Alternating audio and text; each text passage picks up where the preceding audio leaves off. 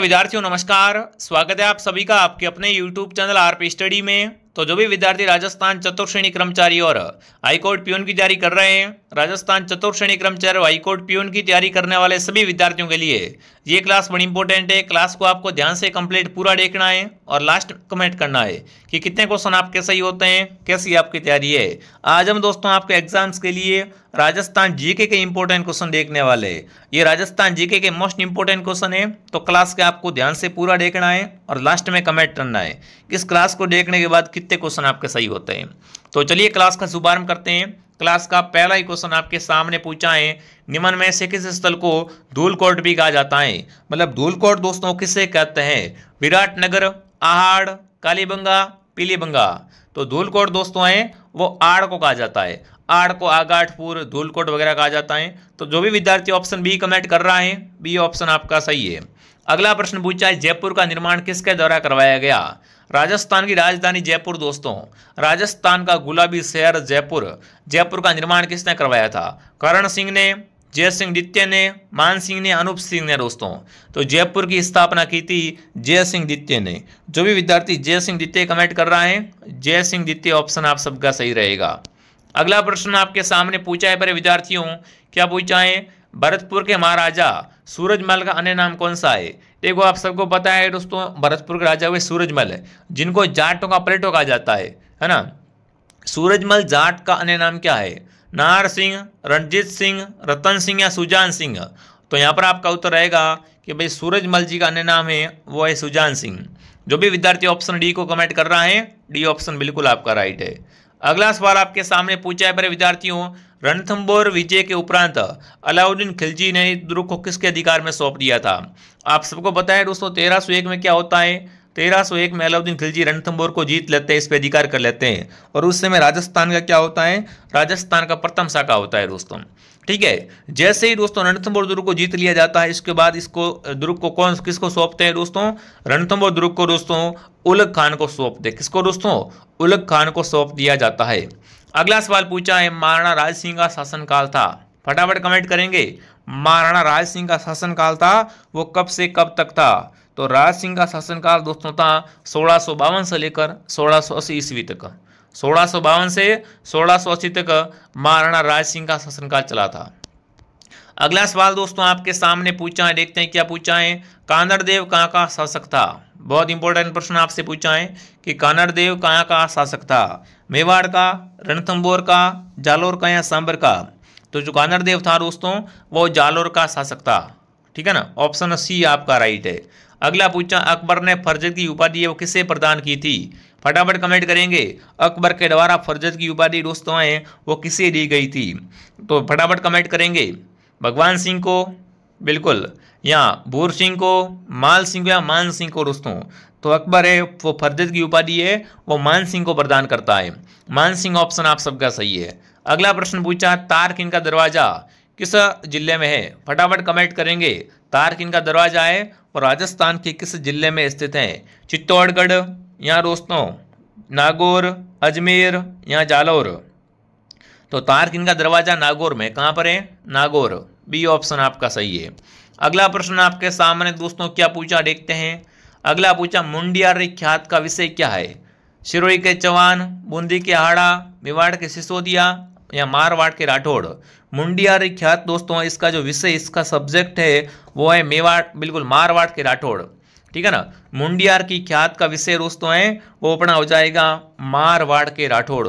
मारवाड़ के राठौड़ों के बारे में जानकारी कहाँ मिलती है? मुंडियारी ख्यात में मिलती है। अगला पूछा है, चित्तौड़गढ़ की किस रानी को बादशाह हुमायूं ने मदद मांगी थी? फटाफट कमेंट करेंगे दोस्तों। चित्तौड़गढ़ की ऐसी कौन सी रानी हुई दोस्तों जिसने हुमायूं को मदद मांगी, हुमायूं से राखी भेजी दोस्तों, है ना? बिल्कुल, आप सबको बताएं दोस्तों, चित्तौड़गढ़ की रानी कर्णावती जो संकट काल में क्या करती है दोस्तों? हुमायूं से मदद मांगती है। हुमायूं को राखी भेजी थी इन्होंने, बट हुमायूं दोस्तों इनकी हेल्प नहीं करता है। तो आपका उत्तर रहेगा कर्णावती। ठीक है। अगला सवाल दोस्तों, रूठी रानी के नाम से इतिहास में कौन प्रसिद्ध है दोस्तों?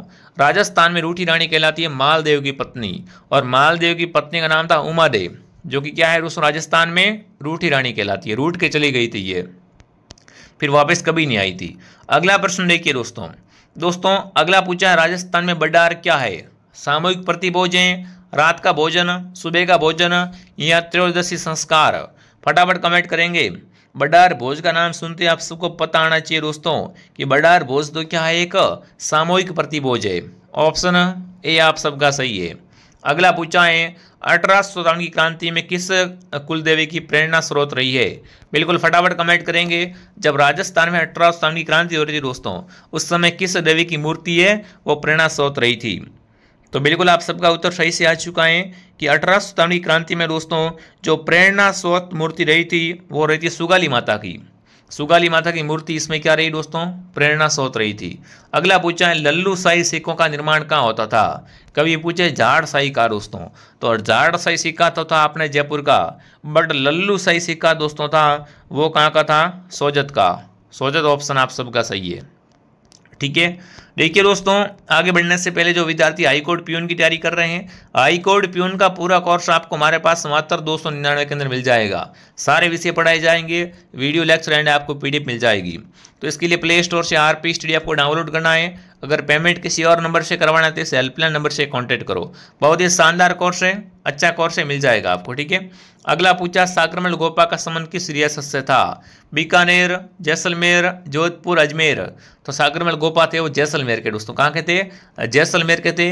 इनकी पुस्तकें वगैरह उनका नाम भी आपको पता है, जैसलमेर का गुंडा शासन ऐसा था। तो यहाँ पर आपका उत्तर रहेगा बी ऑप्शन। अगला पूछा है बिजूलिया किसान आंदोलन किसके नेतृत्व में हुआ था? फटाफट कमेंट करेंगे।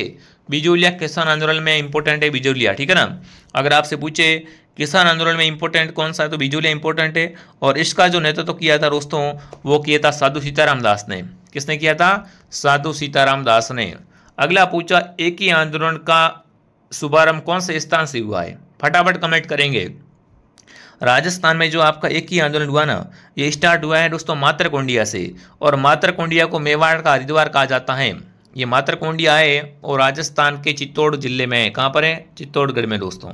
ठीक है, अगला प्रश्न आपके सामने क्या पूछा देखते हैं। अगला पूछा एकीकरण के समय किस मारवाड़ नरेश ने पाकिस्तान के साथ में मिलने का प्रस्ताव है वो किया था? फटाफट कमेंट करेंगे भाई।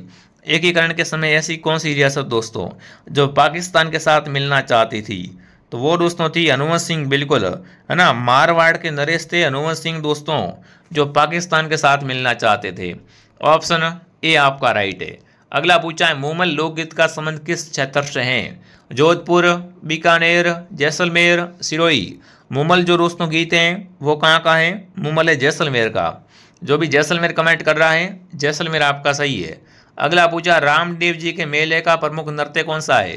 रामदेव जी के मेले में दोस्तों मुख्य रूप से नृत्य किया जाता है तेरताली। तेरताली नृत्य रामदेव जी के मेले में दोस्तों कामड़ जाति के महिला के द्वारा किया जाता है।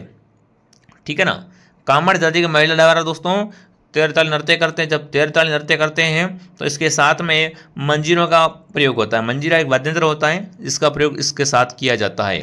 अगला प्रश्न आपके सामने प्यारे विद्यार्थियों क्या पूछा है? अगला पूछा है बीकानेर के राठौड़ वंश की कुलदेवी का नाम बताओ। बीकानेर के राठौड़ वंश की कुलदेवी है उसका आपको नाम बताना है। बहुत शानदार, बहुत बेहतरीन प्रश्न है। तो बीकानेर के राठौड़ वंश की कुलदेवी है दोस्तों वो है करणी माता।